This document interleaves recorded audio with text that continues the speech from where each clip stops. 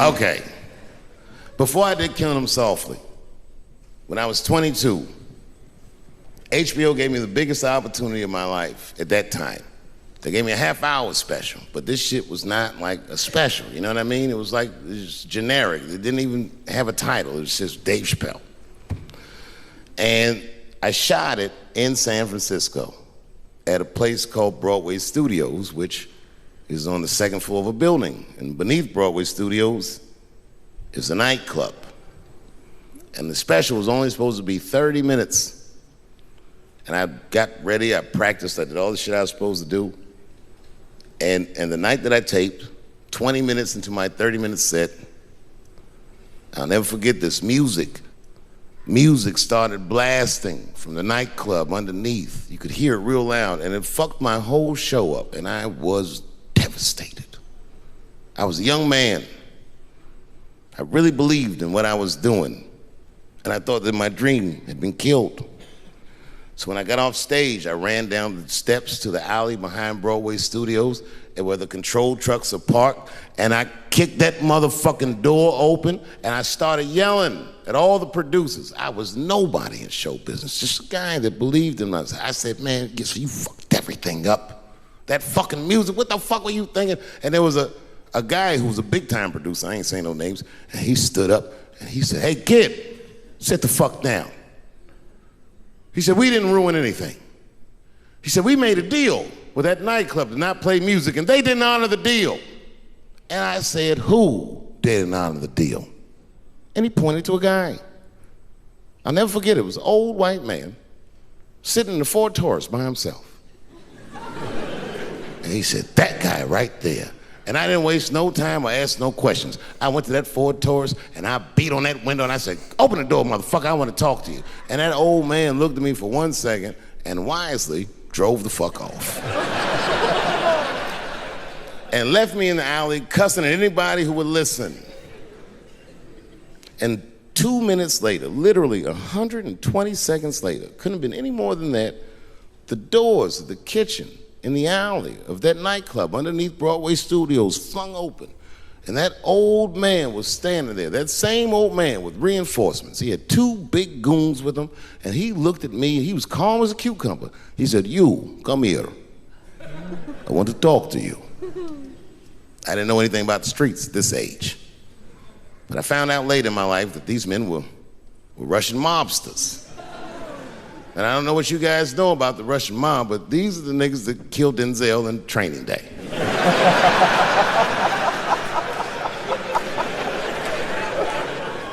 And all the producers knew what I was up against. They said, Dave, do not go in there. And I said, fuck y'all. And I walked right into that kitchen, and they closed the doors behind me, and it got dark as fuck in there. And I knew, I'm not dumb, I knew I was in a bad situation. But you have to understand, I believed in what I was doing, and I didn't give a fuck. Just kept cussing at these motherfuckers, telling them how they ruined my life. And that old man couldn't believe that I was talking all this shit. And as soon as I took a breath, he stopped me gently. He said, hey, kid, listen. Your friends lied to you.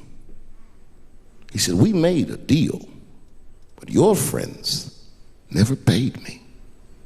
And when he said that, I realized I was locked in a kitchen.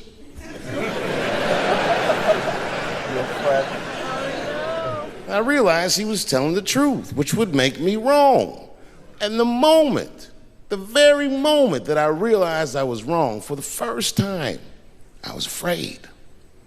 You see, it's a funny thing if you believe you're absolutely right. You can get drunk off the feeling of how right you are. That's why gay people are so mean.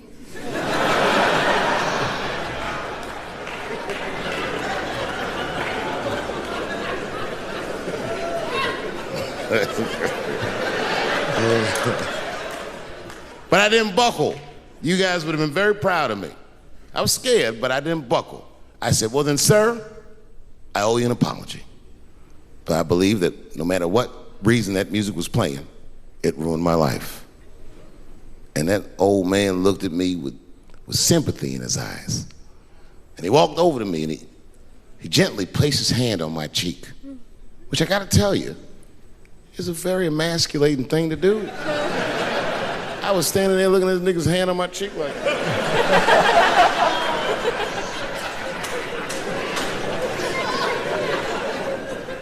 and he said, "You are a real man." And he tapped me on my cheek. Real soft. Just like that. The doors opened back up. The light from the alley flooded into the kitchen. And I just walked out alive. I lived to fight another day. And in that moment, I learned one of the most valuable lessons of my life, and I have to share it with you. And that lesson is this. In your life, in any given moment, the strongest dream in that moment wins that moment. I am a very powerful dreamer. Yeah, I'm not lying.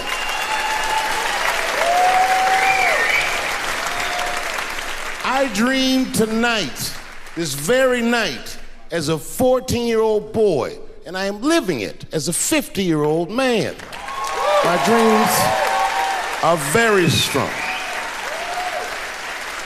Today, I walked all around Washington. I used to be poor in this city, and all day people just said, hey, Dave, like they knew me personally, and I felt like I knew them. And I say to myself, my God, Dave, what a powerful dream. But then sometimes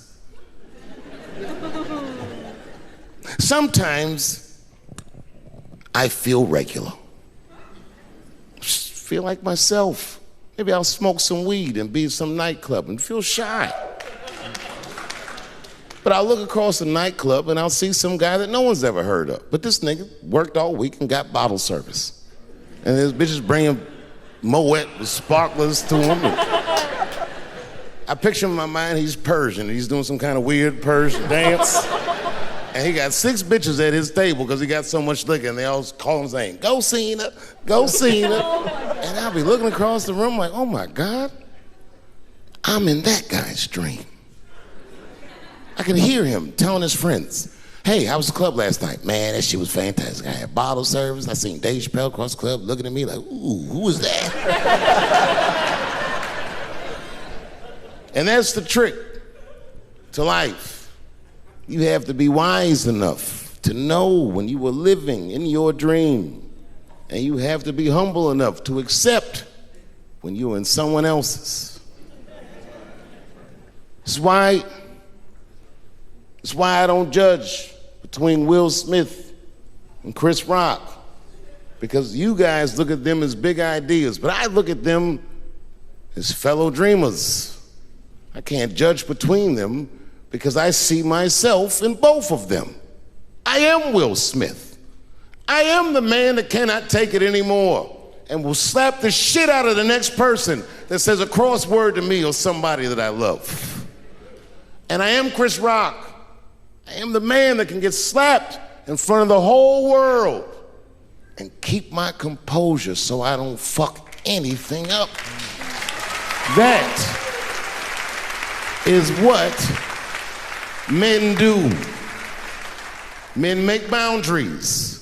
Men enforce boundaries. And men test boundaries. And no man tests more boundaries than a trans man.